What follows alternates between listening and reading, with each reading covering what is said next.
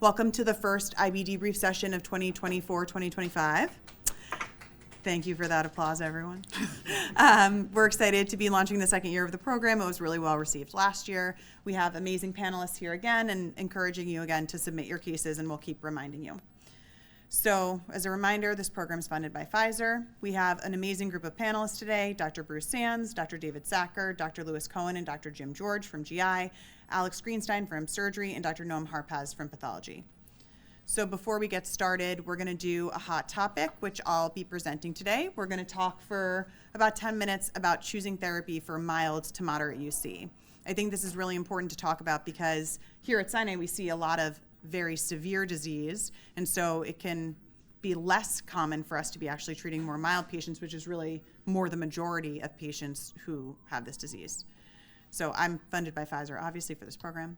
So I first wanted to start out by thinking about what factors we consider when we decide on treatment. So here are my UC decision factors, and what I'm going to talk about is my treatment approach, which is based on data, but also based on sort of clinical gestalt from my experience and all of the mentorship I've gotten from this wonderful panel and my other mentors here. So what do I think about? So first of all, I think about how severe is the disease. Is it mild? Is it mild to moderate? Is it moderate or severe? Or is it severe? Second of all, I think about the distribution. Is it rectal? Is it left-sided? Or are we talking about the whole colon or the majority of the colon? I think about how bad the symptoms are. So how bad does the patient feel? Because remember, that might not match what we see on the colonoscopy. And if the patient feels really horrible, you have more urgency to get them healed quickly. And how, in that sort of same vein, how fast do you need a response? Additionally, I always think about if the patient has extraintestinal manifestations or other autoimmune diseases, because then we could kill two birds with one stone and choose something that would cover both. So here's my algorithm that I tend to use. So first I think about, is the disease mild? If so, are we talking about disease that's just on the left or just involving the rectum? I would start with rectal therapy. That could be a mesalamine agent plus or minus a rectal steroid, or I would do that in combination with an oral mesalamine agent. If somebody has really distal disease, it's extremely important that at least for some portion of time they're treated with a rectal therapy. I always tell patients that the rectum is very stubborn and it can take the longest to heal, and it often needs a medication to actually come into contact with it. So I try not to skimp on the rectal therapy. Some patients are really opposed to using rectal therapy or using it long term. And in that case, sometimes you have to say, well, we could do an oral mesalamine, we'll see how you do, but you still might need that rectal therapy intermittently for your symptoms. If the disease extends beyond the left side, you're not going to reach it with rectal therapy alone, and those are people who are going to need an oral mesalamine agent, as well as potentially the rectal therapy, depending on the extent of distal involvement. If you're talking about more moderate disease, but you're in the mild to moderate spectrum, those people can still get an oral mesalamine agent, and they usually do pretty well. If they're more on the moderate to severe spectrum, or they're on the moderate spectrum, but they haven't done well with mesalamine agents, or just haven't responded as much as you'd like to, or can't tolerate them for whatever reason. We know that mesalamine isn't always well tolerated. People can have a paradoxical diarrhea or other reactions. These are people in whom I'm considering a biologic or small molecule. So then I think about patient factors. Do they want PO medicine? Do they want sub-Q, or do they want IV? For me, I see a lot of young women who are thinking about pregnancy, so I always factor in whether they're going to try to conceive in the near future, because if they are, I'm going to choose something that'll be safe during pregnancy as opposed to starting something that I'll then have to stop. And then do they have any kind of complications outside of their GI disease that's going to affect what I'm going to choose because there are contraindications to using it. So in these patients, I think about ozanimod and etrasimod, which are the S1P agents. These are oral agents that are good for moderate UC, very well tolerated, but there are some contraindications like certain eye disease, conduction abnormalities in the heart, so we want to make sure that we're thinking about those when we're choosing. Vedolizumab, ustekinumab, and now the new kids, mirikizumab and risankizumab, which is now approved for UC. And then we can also think about a TNF or a JAK, remembering with JAKs, they have to have failed a TNF first, and the starred ones are ones that you're not going to think about if they're trying to conceive soon. In somebody who's biologic naive with a more moderate disease pattern, I'm usually going to go for a non-TNF, non-JAK, because those medications often work best when somebody is TNF naive and they have the best safety profile. Also, if I'm thinking about concurrent disease processes and somebody has psoriasis or psoriatic arthritis, I'm thinking about risankizumab, a TNF or a JAK. Joint pain, I'm thinking about a TNF or a JAK. And then speed, TNFs and JAKs. So if they're moderate disease, but they're really feeling sick, that's going to sway me to use a medication that's going to work more quickly so that they have relief sooner. And just to emphasize again, any severity, if they have distal disease symptoms like urgency, tenesmus, or bleeding, I always add a rectal therapy. So a few minutes on rectal therapy. So I really like this image. I'm going to be perfectly honest. I don't know where I got it from, and I didn't credit it, and I'm so sorry to whoever did it. But I like it because it really highlights where the different rectal therapies work in the colon, and I think that's really important because people sometimes say like, oh, I don't like the enemas, but I could do a suppository. But if you have disease all the way up the left side of the colon, a suppository isn't going to do enough for you. So suppositories really only work in the rectum. Foams get through the sigmoid. I really like budesonide foam. I find that it works really well and it sticks, so patients can give it to themselves standing up often. I give this to a lot of my pregnant patients because they can tolerate it well and it's easier, especially as they become more pregnant. And then enemas go all the way up to the splenic flexure. So, as I mentioned, if disease is just in the rectum and you're starting with rectal therapy, you're going to do suppositories, which could be 5 mesalamine agents plus or minus a steroid suppository. And sometimes I'll alternate between the two as someone's starting. If someone's really not feeling great, I might do one in the morning, one in the evening, and sort of try to peel off to the lowest effective dose. Left-sided disease, I will do usually a mesalamine enema as well as a foam, which would be either budesonide or hydrocortisone foam. You can alternate them. And then the duration of treatment sort of depends on their symptoms and their calprotectin. If the symptoms resolve and the calprotectin is normalized, you can try to taper off and recheck the calprotectin in a few months and then use them as needed. But often people are going to need them standing to some extent. And this might be their only therapy, and they might be just on long-term rectal therapy only. We have patients who are on this every day, patients who are on it every other day, 2 times a week, but usually people need some extent of long-term therapy.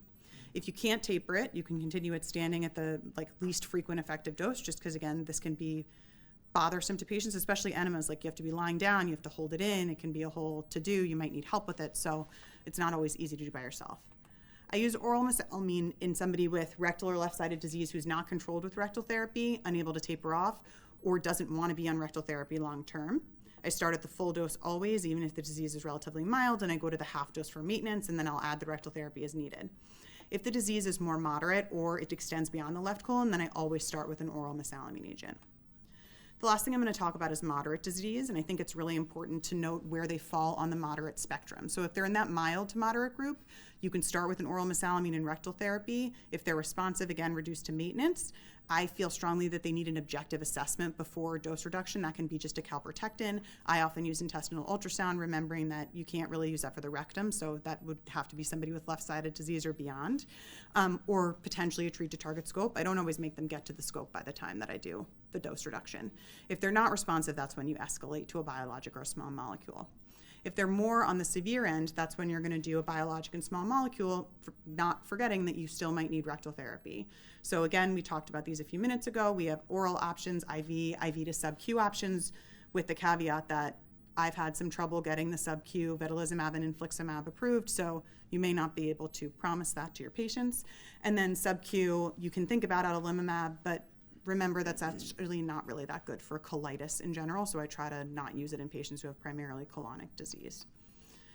Last thing I'll say, make intestinal ultrasound your best friend. So if you have access to it or if you're able to do it, it has greatly affected the way that I practice. It's an amazing tool for assessing disease activity from the sigmoid to the TI and for monitoring response to therapy. The accuracy is comparable to colonoscopy and MRE. It's minimally invasive. I literally just say, let's go to the room next door and we're going to do a quick ultrasound, and it can be done serially. You can see bowel wall thickness. You want the thickness to be less than 0.3 centimeters. Think about thickness like swelling, as well as hyperemia, which is like a bruise, and this is a really hyperemic colon, which is very significant, TI, which suggests a lot of active disease. So what I'll usually do is, if I'm starting something new, I'll do an ultrasound and a calpro at baseline, then again at 8 to 12 weeks. At 3 months, you're going to see about a 25% improvement, a reduction in bowel wall thickness and hyperemia. And then I usually do them again at the time of my treat to target scope, so I can compare sort of how they look and then know how to utilize the IUS in the future. I also will use an IUS as a point of care assessment in addition to stool studies if someone's reporting new or worsening symptoms, because sometimes it can be very hard to distinguish if someone's having a flare or they're just having more sort of an irritable bowel picture. So takeaways: consider disease severity and distribution, high-risk features, need for speed, extraintestinal manifestations and personal factors. Consider their comorbidities and EIMs when choosing therapy. Rectal therapy is your friend, and use IUS as much as you can if you're able to access it. Thank you. Zoe, I'm so glad that you stressed the rectal therapy because that's a very important issue. And when people stop it, because in America people don't like to do it. In Italy they seem to not mind it so much, but in America they don't seem to like to do it. But as you pointed out, just 2 or 3 times a week for long term is helpful. But what I particularly wanted to call attention to was your comment about rectal plus or minus oral. And that's an interesting issue. There's half a dozen studies in the literature now showing that the combination, even in proctitis or proctus sigmoiditis, works better than either one alone. And the combination is really good. The question that has never been answered, much less asked or studied, is will the addition of oral to rectal in any way reduce the frequency of late proximal spread? Because late proximal spread occurs in about 10 to as many as 30% of patients. And when it does, it doesn't creep. Right. It spreads like wildfire. And I'm unaware of any study that's ever been undertaken, even retrospectively, in a case control series perhaps, to look and see if maintaining the combination will be more effective in reducing the incidence of that complication. It's a really important question. Yeah, you maybe purposefully or not purposefully did not mention steroids. I purposely didn't mention them because this is more about long-term treatment, and Okay. I don't like to use steroids in my long-term Yeah, but algorithm except many for of rectal us therapy. will take a patient who's symptomatic and put them on a short course of steroids when we decide what their long-term. Right. But I understand. Go Of ahead. course, and this wasn't to say that that's not an important adjunct in the setting of acute flares. Right. This was more about a long-term treatment approach. Yeah, sure. But you're absolutely right. And did you include the JAK inhibitors? I Yeah. did, but with the caveat that someone has to fail a TNF first. Yeah, that sucks.